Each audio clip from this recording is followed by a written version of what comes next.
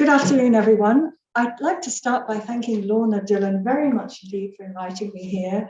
It's been absolutely delightful to meet everyone and also to be here. I was a student here many, many years ago, and I haven't been back for a couple of decades, so it's really quite wonderful.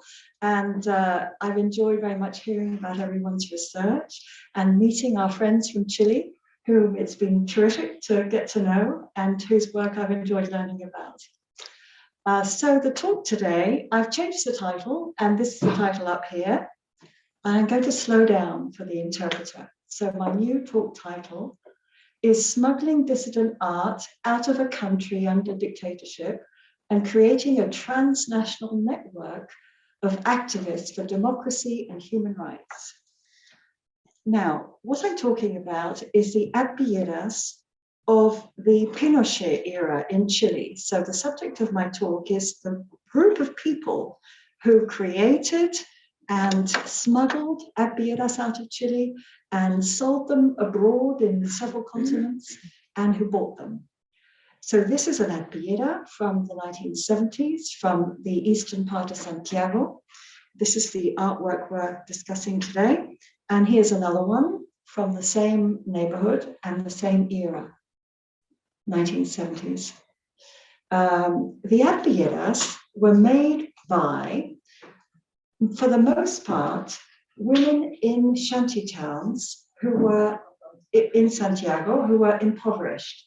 So about 720 adbiera makers were women who were suffering from extreme poverty, so exacerbated poverty, largely because their husbands, for those who were married, or they themselves, for those who weren't married, were unemployed. There were also adbieras, adbieristas, adbiera makers, two groups of women who were relatives of people who disappeared, one group of political prisoners, and three groups in small rural towns near Santiago. Here is an example of one group from the 1980s. And you can look through as I continue to talk because of the time pressure. I'm arguing today in this talk that the production and selling of adbieras resulted in the creation of a cell of the Chilean pro-democracy movement, so a unit that's part of the Chilean pro-democracy movement, which is also, of course, a movement for human rights. So it's the movement to end the Pinochet dictatorship. This cell, I argue today, was a transnational network of people working together to produce, smuggle out of Chile, sell abroad, and buy adbieras made by, and I'm focusing on, impoverished Chilean women living in shanty towns for this talk. This transnational network raised awareness abroad and in Chile about the fact that human rights violations were occurring in the country. It also created new activists, or it enabled existing activists to continue to be activists, helping the pro-democracy movement. What do I mean by this? What I mean is that people coalesced, came together around the adbieras. So the fact that adbieras were being produced and needed to be sold meant that hundreds, literally, hundreds of people came together in the effort to get them out of Chile secretly. There was a chain of people involved in doing that, to send them to people abroad, and the people abroad tried to sell them and sent them to others to sell, and people bought. So all this is a huge network, which I call the Solidarity Art Network, because it involved helping out of solidarity the women in Chile and expressing solidarity for what they were doing. So everyone shared the same goal, to bring in money for the adbiera makers and to express solidarity for them.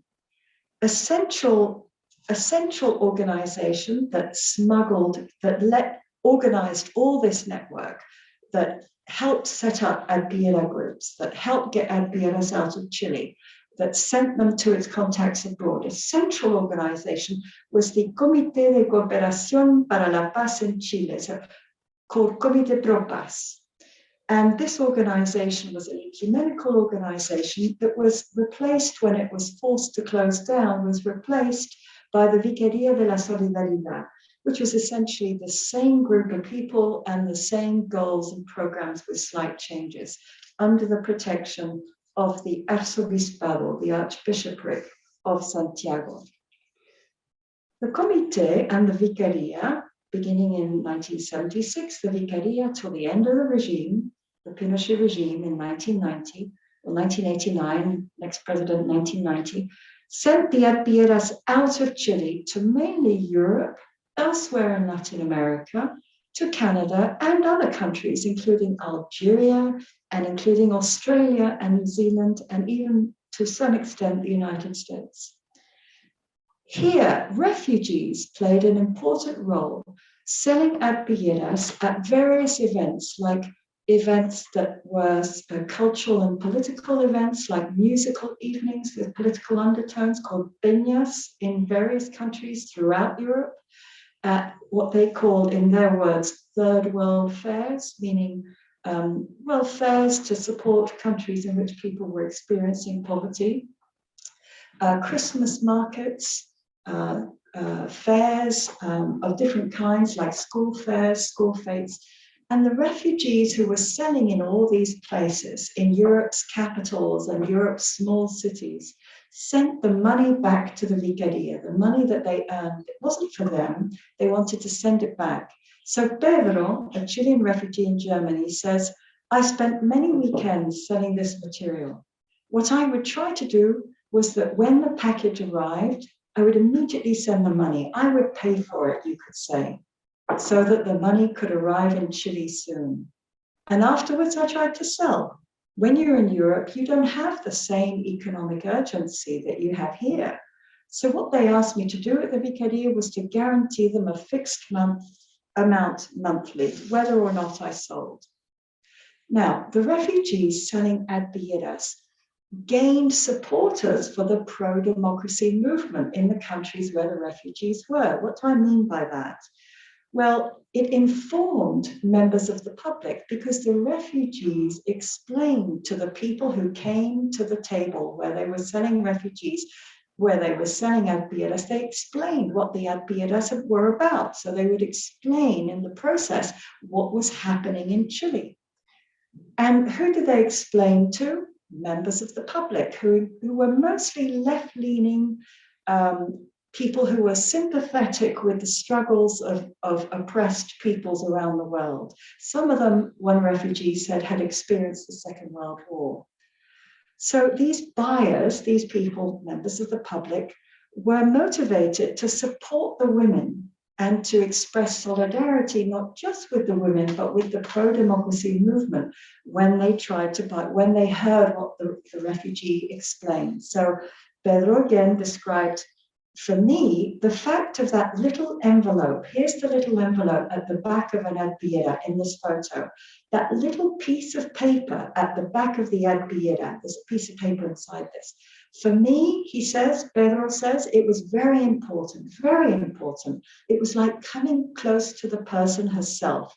It was not any old thing. That thing, who made it? I don't know who made it.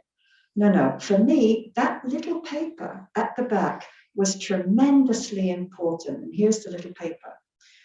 Those moments when I would open the little envelope and show it, for me, it was something like almost sacred. That's how I would try to communicate it, you see? Here is the person. Here is what this person in Chile is feeling, I would say. I remember that many people bought without even knowing where they were going to put the adviera, but just on principle. So refugees enabled the public, in other words. Refugees helped people outside Europe, outside Chile, support the movement in a concrete way by buying and by expressing support for the women in Chile, which was very important to the women.